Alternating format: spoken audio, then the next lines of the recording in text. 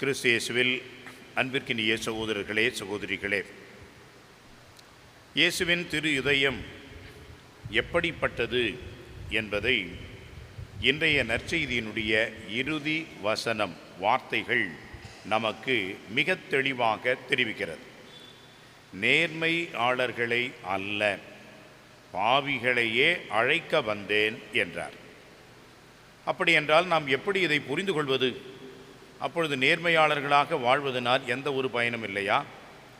அல்லது நேர்மையாளர்களாக நாம் வாழ்வதனால் இறைவன் முன்பாக நமக்கு எந்த ஒரு மதிப்பும் இறைவனுடைய ஏற்பும் இல்லையா?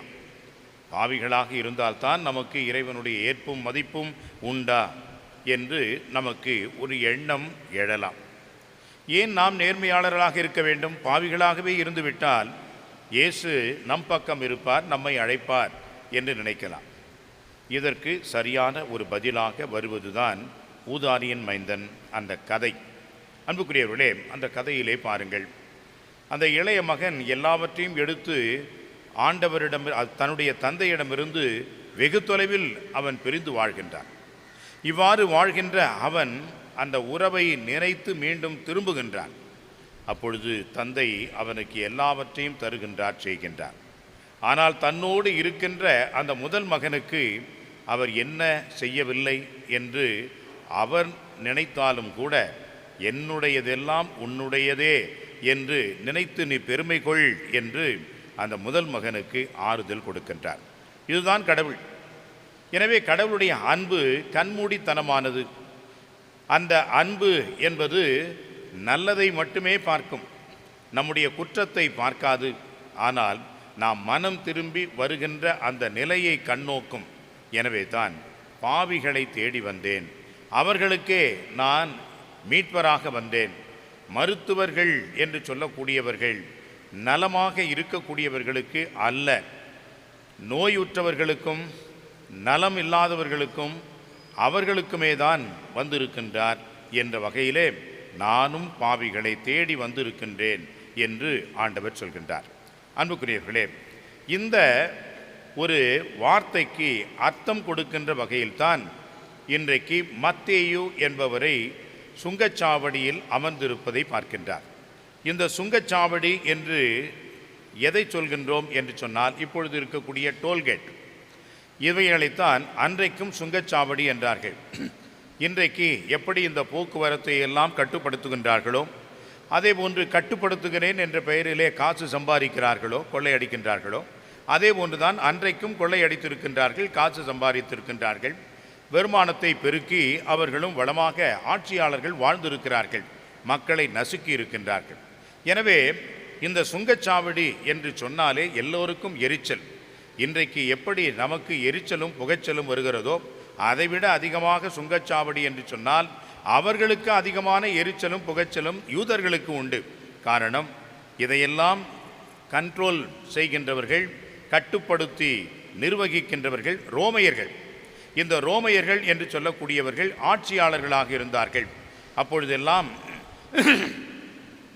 நாடுகளை பிடித்து அடிமைகளாக வைத்து அவர்களையெல்லாம் தங்களுடைய ஆட்சியின் பிடியிலே வைத்திருந்தார்கள். அந்த வகையிலே தான் அன்புக்குரியவர்களே, ரோமையர்கள் இந்த சுங்கச்சாவடியிலே அவர்கள் இந்த நிர்வாகம் அல்லது கட்டுப்படுத்துதல் என்பதை தங்களுடைய ஆட்சியிலே வைத்திருந்தார்கள்.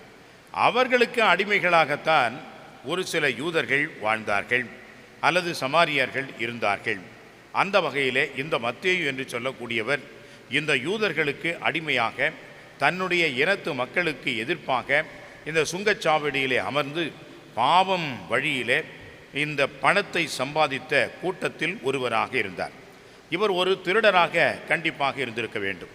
காரணம், கணக்கில் வராது, தன்னுடைய பையில் எதை வைத்தாலும் அது திருடு. அந்த வகையிலே இந்த சுங்கச்சாவடியில் இருக்கின்றவர்கள் ஒரு சில பேரை அவர்கள் எந்த ஒரு காசு வாங்காமல் விட்டார்கள். ஒரு சில பேருக்கு ரெட்டிப்பு காசுகளை வாங்கினார்கள். அவர்கள் வைத்தது தான் சட்டம் என்ற ஒரு நிலையிலே இருந்தார்கள். இன்றைக்கும் ஒரு சில இடங்களிலே இதை பார்க்கின்றோம். குறிப்பாக விமான நிலையங்களிலே பார்க்கின்றோம். இமிகிரேஷன் என்ற ஒரு இடம் இருக்கிறது. இந்த இமிகிரேஷன் என்ற இடத்திலே பாரபட்சம் இல்லாமல் நீதியாக நேர்மையாக 99% செயல்படுவார்கள். ஆனால் 1% அங்கே ஏதாவது அவர்களுடைய மனத்திலே உறுத்தல் ஏற்படுகிறது. இவன் எங்கேயே செல்கின்றான், எதற்காகவோ செல்லுகின்றான் என்ற ஒரு கருத்து உள்ளத்திலே ஏற்படுத்திவிட்டால், அவர்கள் ஒருவேளை அந்த நாட்டில் நுழைய மறுத்துவிட்டார், யாரும் எதுவும் செய்ய முடியாது. வீடு திரும்ப வேண்டியதுதான், வேறு வழியே இல்லை என்ற நிலையை பார்க்கின்றோம். காரணம் அன்புக்குரியவர்களே, அந்த ஒரு அனுமதி மறுப்பு என்பது மிக தீவிரமாக அன்றைக்கு இருந்த காலகட்டங்களிலே இது இந்த சுங்கச்சாவடியிலே கடைபிடிக்கப்பட்டது.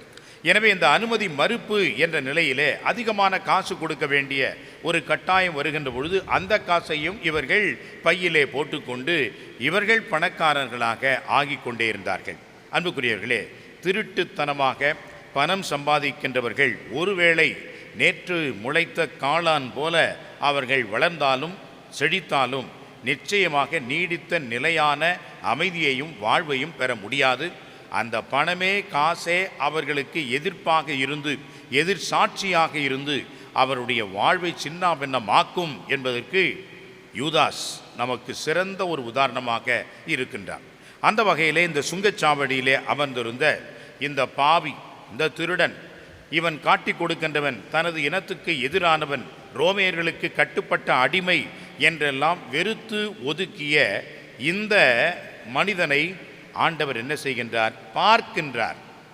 மற்றவர்கள் பார்த்தது போன்று அல்ல, ஆண்டவர் இயேசு வேறு ஒரு பார்வை கொண்டு இவனை பார்க்கின்றார். இந்த பார்வை என்பது அந்த மத்தேயு என்ற மனிதனை எப்படியெல்லாம் மாற்றுகிறது என்று பாருங்கள். வேறு எதையுமே சொல்லவில்லை, என்னை பின்பற்றி வா என்று அழைக்கின்றார். அவரும் எழுந்து இயேசுவை பின்பற்றி செல்கின்றார்.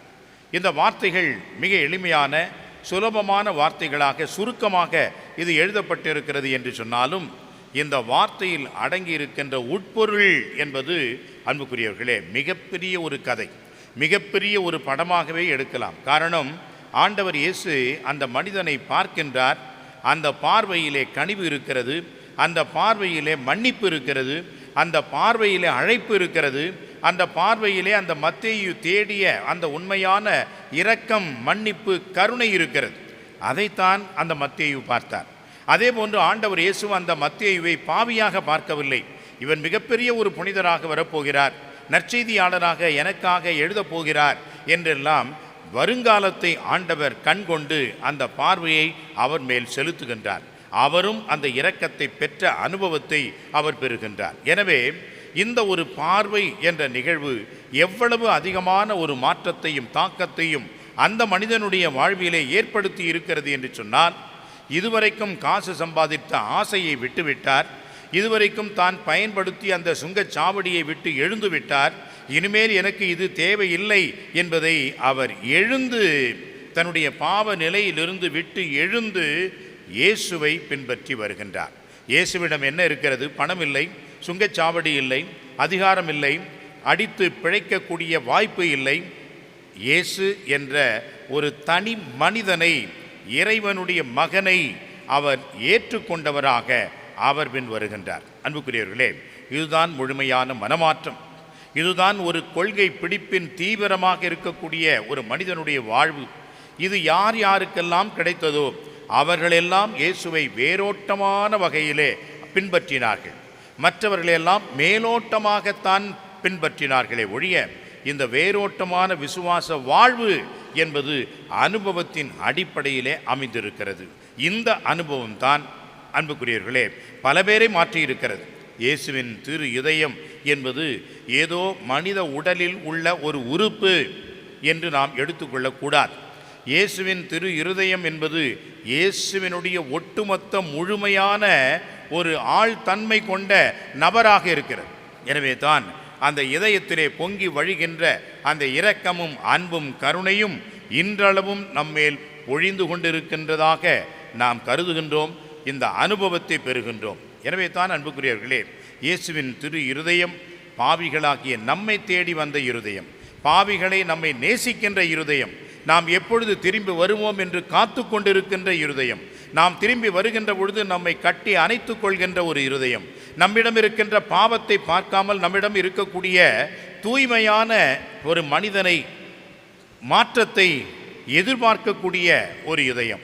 அந்த இதயம்தான் மத்தேயு இயேசுவிடம் கண்டார். அந்த இதயத்தின் அருகிலே அண்டையிலே வந்தார். இயேசுவும் அவரிடோ சென்றார். அவரோடு விருந்து உண்டு உறவை அவர் வளர்த்து கொண்டார். எனவே தான் அன்புக்குரியவர்களே, அந்த திரு இருதய அன்பை அனுபவித்தவர்கள் யாராக இருந்தாலும் இயேசுவினுடைய மிக நெருக்கமான நண்பர்களாக இருந்தார்கள். இதயத்தின் அன்பர்களாக அவர்கள் வாழ்ந்திருக்கிறார்கள் என்பது விவிலியத்திலே நாம் பார்க்கின்ற பல உதாரணங்கள்.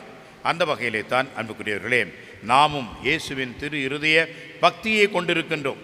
இந்த திரு இருதய அன்பை நாம் அனுபவித்தோம் என்று சொன்னால் அவருடைய இரக்கத்தையும் கருணையும் முழுமையாக நாம் பெற்றுக்கொள்ள முடியும். இயேசுவும் நம்மோடு வருவார், நம்முடன் இருப்பார், நம்முடன் விருந்து உண்பார், நம்மை ஏற்றுக்கொள்வார் என்ற நிலை நமக்கும் வரும் என்பதை இந்த நற்செய்தி பகுதி நமக்கு உணர்த்துகிறது. எனவே தான் நேர்மையாளர்களை அல்ல பாவிகளையே அழைக்க வந்தேன் என்று சொல்கின்றார். இங்கே இருக்கின்ற அத்தனை பேருள் யார் நேர்மையாளர்? ஒருவர் கூட சொல்ல முடியாது. காரணம், ஆண்டவர் இயேசுவை சொல்லியிருக்கின்றார், உங்களில் பாவம் இல்லாதவன் முதல் கல் எறியட்டும் என்று சொன்னார். ஆக நான் பாவம் இல்லாதவன், நீங்கள் அனைவரும் பாவிகள் என்பதை நமக்கு உணர்த்தி இருக்கிறார். எனவே அனைவரும் நாம் பாவிகள் தான். இந்த பாவிகளைத்தான் ஆண்டவர் இயேசு தேடி வந்தார் என்பதை நாம் உணர்வோம். இயேசுவின் இதய அன்பை நாம் அனுபவிப்போம். இதய அன்பர்களாக என்றும் வாழ அருள் வேண்டி இந்த திருப்பலியில் நாம் ஜெபிப்போம். ஆமென்.